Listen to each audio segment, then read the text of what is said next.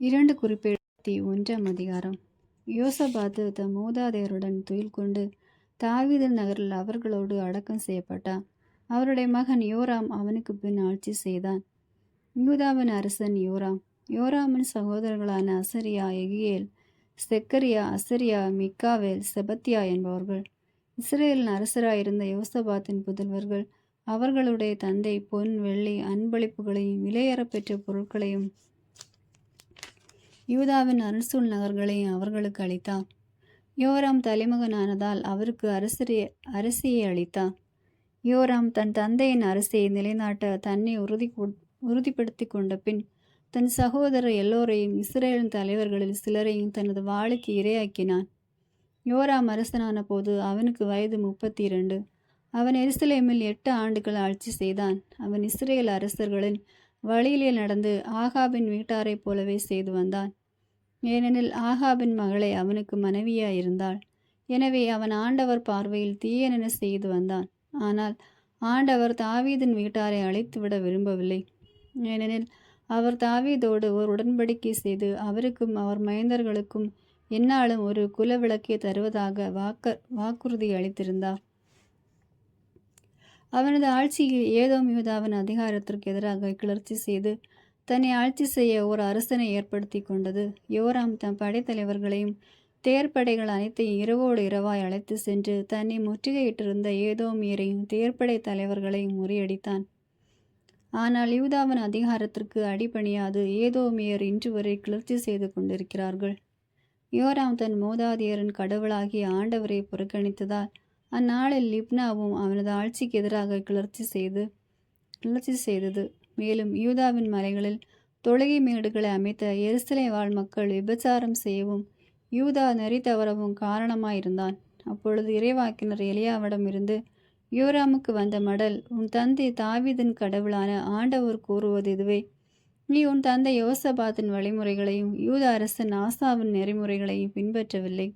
மாறாக இஸ்ரேல் அரசர்களின் வழிமுறைகளை பின்பற்றி ஆகாபு வீட்டாரைப் போல் யூதா எருசலேம் வாழ் மக்கள் விபச்சாரத்தில் ஈடுபட செய்தாய்.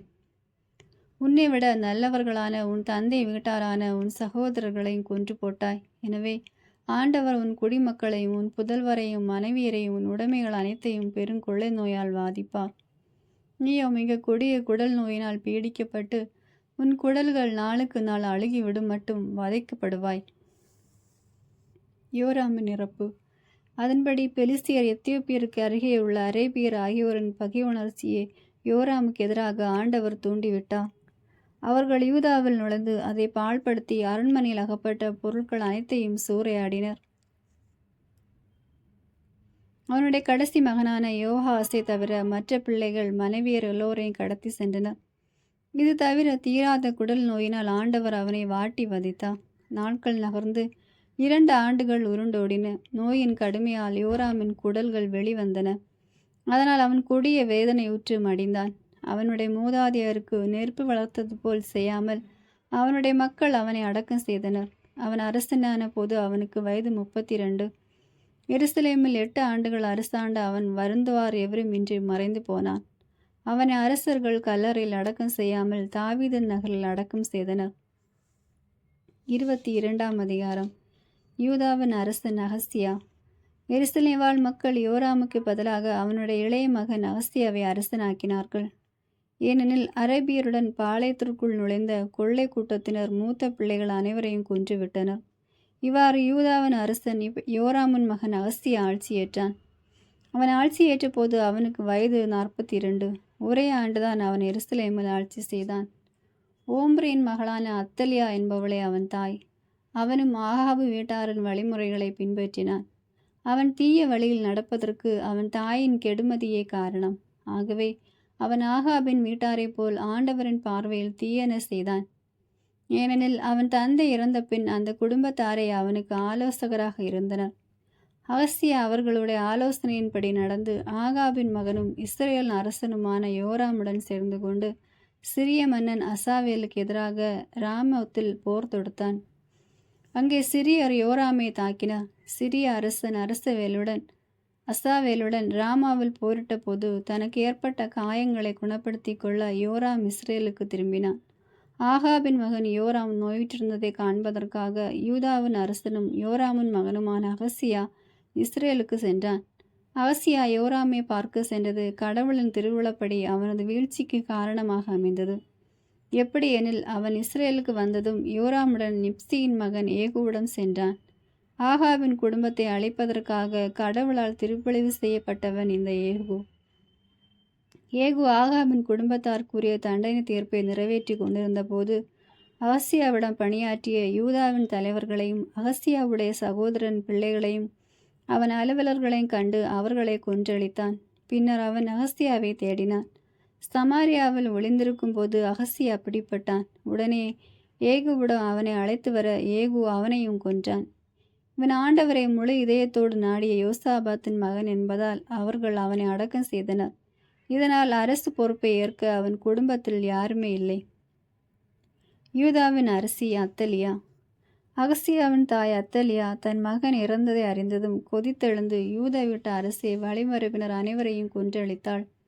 ஆனால் அரசனின் மகள் யோசாபியாத்து கொல்லப்படவிருந்த அரச புதல்வர்கள் அகசியாவின் மகன் யோவாசை தூக்கி கொண்டு போய் அவனையும் அவன் செவிலி தாயையும் படுக்கை அறையில் மறைத்து வைத்தாள். இந்த யோசாபியாத்து அரசன் யோராமின் மகளும் தலைமை கூறி யோதாவின் மனைவியும் அகசியாவின் சகோதரியும் ஆவாள். அவள் யோவாசை அத்தலியாவிடமிருந்து மறைத்ததால் அவளால் அவனை கொல்ல இயலவில்லை. நாட்டை அத்தலியா ஆட்சி செய்த 6 ஆண்டளவும் அரசரின் மகன் அவர்களோடு கடவுளின் இல்லத்தில் ஒளித்து வைக்கப்பட்டிருந்தான். 23ஆம் அதிகாரம். அரசி அத்தலியாவுக்கு எதிரான கிளர்ச்சி. அத்தலியா ஆட்சியின் 7ஆம் ஆண்டில் யோயாதா தம் நிலையை உறுதிப்படுத்தி கொண்டு 100 தலைவர்களான ஏரோகுமின் மகன் அசரியா, யோகன்னான் மகன் இஸ்மவேல், ஓமேதன் மகன் அசரியா, அதாயாவின் மகன் மகேசியா, சிக்ரின் மகன் எலிப்பாபாற்று ஆகியோரை தம்முடன் ஒப்பந்தம் செய்ய வைத்தார். இவர்கள் யூதா எங்கும் போய் அதன் நகர்களில் இருந்த லேவியர்களை இஸ்ரேல் குல தலைவர்களையும் கூட்டிக் கொண்டு எருசலேமுக்கு வந்தனர். சபையார் யாவரும் கடவுளின் இல்லத்தில் யோவாசுடன் உடன்படிக்கை செய்து கொண்டனர். யோயாதா அவர்களை நோக்கி, இதோ அரசனின் மைந்தன் தாவீதின் புதல்வர்களை குறித்து ஆண்டவர் கூறியபடியே அவன் அரசாழ்வான். நீங்கள் செய்ய வேண்டியது இதுவே: ஓய்வு நாளில் பணிபுரியும் குருக்களும் லேவியருமான உங்களில் 1/3 பகுதியினர் நகர வாயிலிலும், 2ஆம் பகுதியினர் அரண்மனையிலும், 3ஆம் பகுதியினர் அடித்தள வாயிலிலும் காவல் இருக்க வேண்டும். மக்கள் எல்லோரும் ஆண்டவர் நிலத்து முற்றத்தில் நிற்க வேண்டும். குருக்களையும் திருப்பணியில் ஈடுபட்டிருக்கும் லேவியரையும் தவிர வேறொருவனும் ஆண்டவரின் இல்லத்துள் நுழையக்கூடாது. புனிதப்படுத்தப்பட்ட இவர்கள் மட்டுமே நுழையலாம். மக்கள் அனைவரும் ஆண்டவருக்கான காவலில் கருத்தாயிருப்பார்களாக. லேவியர் தங்கள் படைக்கலன்களை தாங்கியவராய் அரசனை எப்பக்கமும் சூழ்ந்து நிற்க வேண்டும். திருக்கோவிலில் நுழையும் மற்ற எவனும் கொல்லப்படுவான். அரசன் வந்து போகும் இடமெல்லாம் லேவியர் அவனோடு இருக்க வேண்டும் என்றான். யோயாதா கட்டளையிட்டவாறு லேவியர்களும் யூத மக்கள் அனைவரும் செய்தனர்.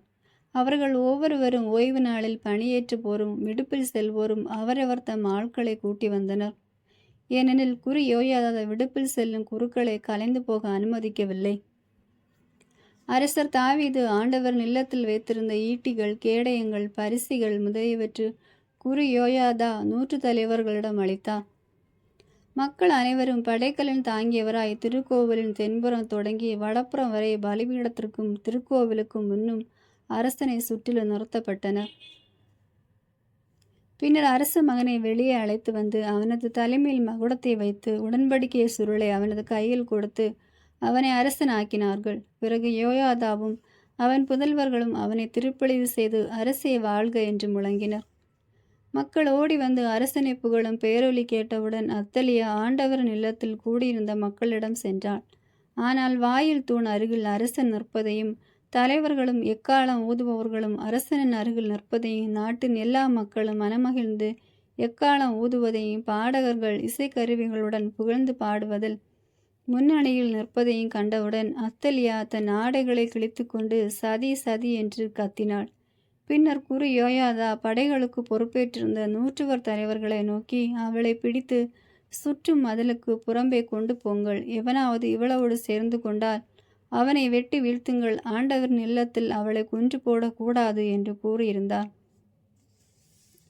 அதன்படி அவளை பிடித்து அரண்மனையில் குதிரை வாயிலுக்கு கொண்டு வந்து அங்கே அவளை கொன்று போட்டனர். யோயாதாவின் சீர்திருத்தங்கள். பின்னர் யோயாதா தானும் எல்லா மக்களும் அரசனும் ஆண்டவரின் மக்களாயிருப்பதாக ஓர் உடன்படிக்கை செய்து கொண்டா. அதன்பின் எல்லா மக்களும் பாகாலின் கோவிலில் நுழைந்து அதனை இடித்து பலிபீடத்தையும் சிலைகளையும் தகர்த்து பாகாலின் அர்ச்சகன் மாந்தானை பலிபீடங்களுக்கு முன்பாக கொன்றளித்தனர்.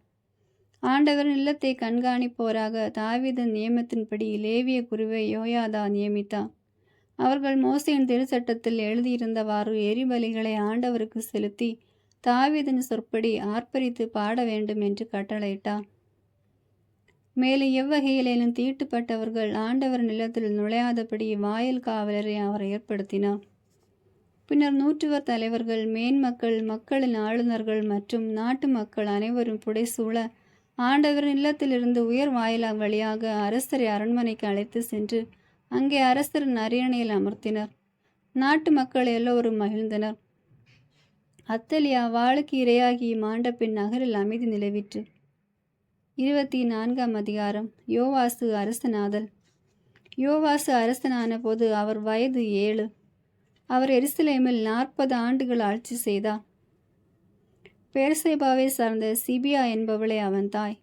குரு யோயாதாவின் வாழ்நாள் முழுவதும் யோவாசு ஆண்டவர் பார்வையில் நேரியன செய்தார். யோயாதா அவருக்கு 2 பெண்களை மணமுடித்து வைத்தார். அவர்கள் வழியாக அவருக்கு புதல்வர் புதல்வியர் பிறந்தனர்.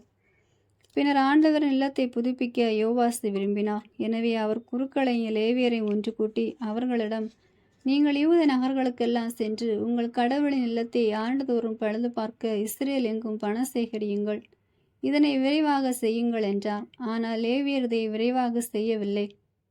ஆகையால் அரசர் தலைமை குரு யோயாதாவை அழைத்து ஆண்டவரின் அடியாராகிய மோசே உடன்படிக்கை கூடாரத்திற்காக இஸ்ரேல் மக்கள் எல்லோரும் வரி கொடுக்குமாறு பணித்தார்.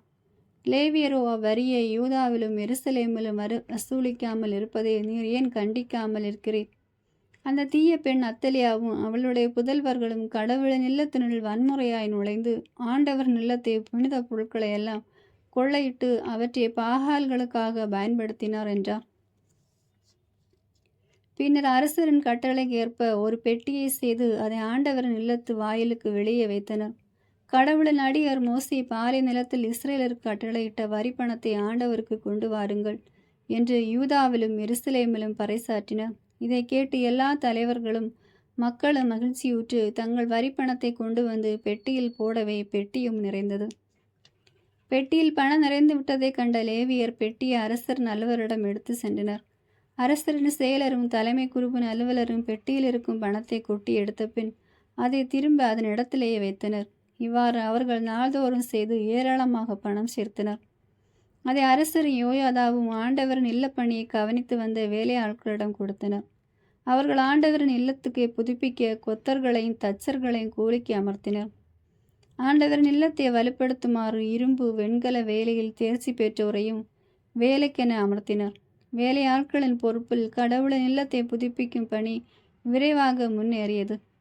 அவர்கள் முன்னைய நிலைக்கு அதனை உணர்ந்து இன்னும் வலுப்படுத்தினர்.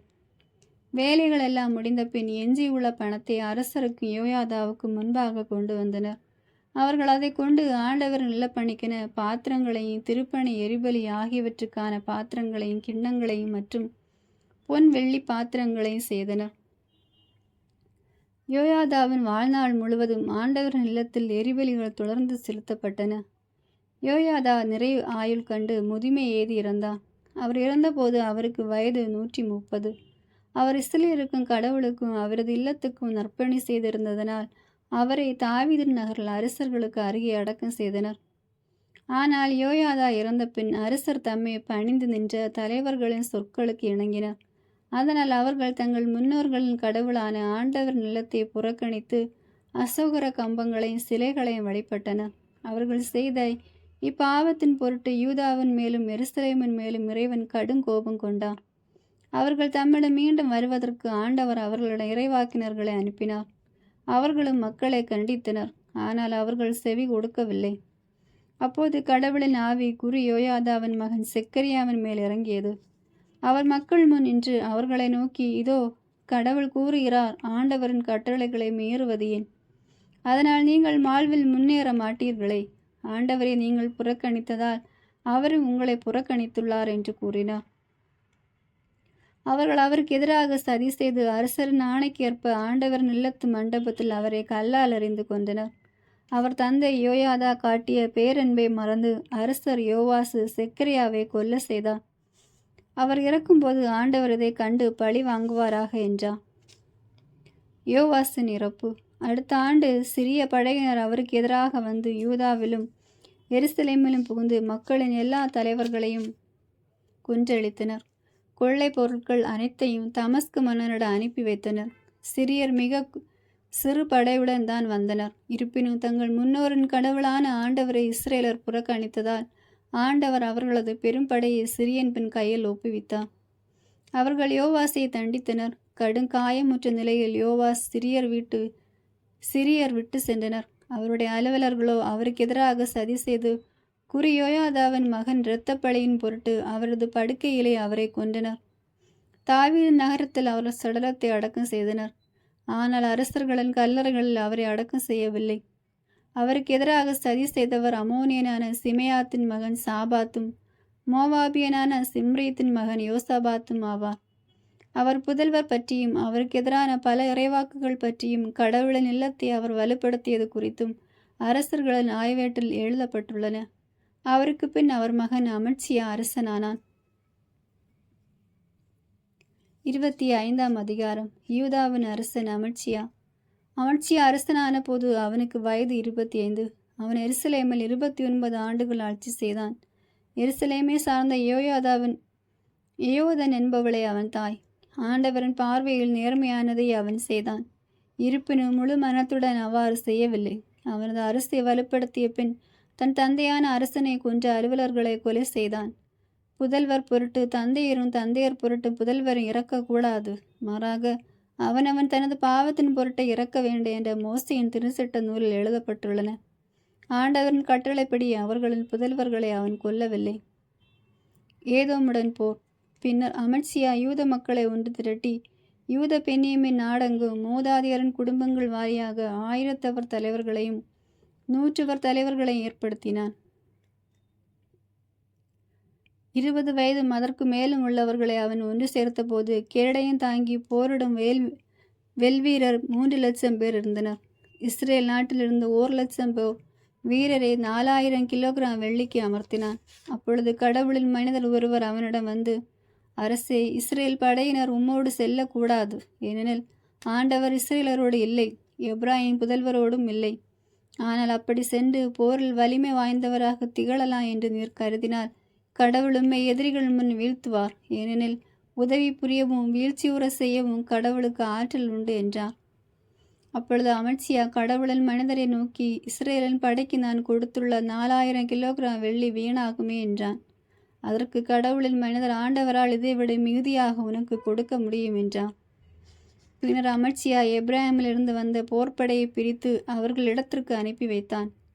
அவர்கள் யூதாவின் மீது கடுசினமுற்று கோபக்கனலுடன் தங்கள் நாடு திரும்பினர். அமட்சியாவின் நம்பிக்கை துரோகம். பின்னர் அமட்சியா தன்னை வலுப்படுத்தி கொண்டு உப்பு பள்ளத்தாக்கிற்கு தன் மக்களை அழைத்து சென்றான். அங்கே சேயீர் புதல்வருள் 10,000 பேரை கொன்றான். யூதாவின் புதல்வர் மற்றும் ஒரு 10,000 பேரை உயிரோடு பிடித்து ஒரு குன்றின் உச்சிக்கு கொண்டு சென்று அவர்களை அங்கிருந்து கீழே தள்ள அவர்கள் நொறுக்கப்பட்டனர். இதற்கிடையில் அமட்சியா தன்னோடு போருக்கு அழைத்து செல்லாமல் திருப்பி அனுப்பிய போர் வீரர்கள் சமாரியா முதல் எபத்கோரன் வரையிலுள்ள யூத நகர்களை சூறையாடினர். 3000 பேரை கொன்றதுடன் மிகுந்த பொருட்களையும் கொள்ளையடித்தனர். அமட்சியா ஏதோமியரை முறியடித்து சேயீர் புதல்வர்கள் தெய்வ சிலைகளை கொண்டு வந்தான். தன் தெய்வங்களாக அவற்றை நிறுத்தி வைத்து அவற்றின் முன்பாக பணிந்து அவற்றுக்கு தூபம் காட்டினான். எனவே ஆண்டவர் அமட்சியாவின் மீது கடு சினமுற்று அவனிடம் ஓர் இறைவாக்கினரை அனுப்பினார். அவர் அமட்சியாவை நோக்கி, தங்கள் மக்களை உன் கையிலிருந்து காப்பாற்ற இயலாத தெய்வங்களில் நாட்டம் கொண்டது ஏன் என்று கேட்டார். இவ்வாறு அவர் பேசி கொண்டிருக்கையில் அமட்சியா அவரை நோக்கி, அரசருக்கு ஆலோசனாக உன்னை நானா நியமித்தேன், நிறுத்து, நீ ஏன் வீணாக சாக வேண்டும் என்றான். இறைவாக்கினரும் சற்று நிறுத்தி பின் அமட்சியாவை நோக்கி, எனது ஆலோசனை கேட்காமல் நீ இவ்வாறு செய்ததனால் கடவுள் உன்னை அழிக்க முடிவு செய்திருப்பதை நான் அறிவேன் என்று கூறினார். இஸ்ரேலருடன் போர். பின்னர் அமட்சியா ஆலோசனை செய்து ஏகுவின் மகன் யோவாசுக்கு பிறந்த யோவாஸ் என்ற இஸ்ரேல் அரசனிடம், வாரும், நாம் நேருக்கு நேர் பார்த்து கொள்வோம் என்று சவால் விட்டான். இஸ்ரேல் அரசன் யோவாசு யூதாவின் அரசன் அமட்சியாவுக்கு ஆள் அனுப்பி, லெபோனன் முட்செடி லெபோனின் கேதுரு மரத்திடம் தூதனுப்பி, நீ உன் மகளை என் மகனுக்கு மணமுடித்து கொடு என்று கேட்டதாம். அப்பொழுது லெபோனின் காட்டு விலங்கு ஒன்று அவ்வழியே போகையில் அம்முட்செடியை மிதித்து போட்டதாம். ஏதோமே, நீ முறியடித்ததனால் உம் இதயம் தற்பெருமை கொண்டு எழுகிறது. இப்பொழுது நீர் உம் வீட்டிலே இரும். நீர் உம்மோடு யூதாவும் வீழ்ச்சியுறுமாறு தீமையை நீர் ஏன் தேடிக்கொள்ள வேண்டும் என்று பதிலளித்தான். ஆனால் அமட்சியா அதை காதல் வாங்கி கொள்ளவில்லை. ஏதோமின் தெய்வங்களை அவன் வழிபட்டு வந்ததனால் அவனை எதிரிகளின் கையில் ஒப்புவிக்க கடவுள் திட்டமிட்டிருந்தார்.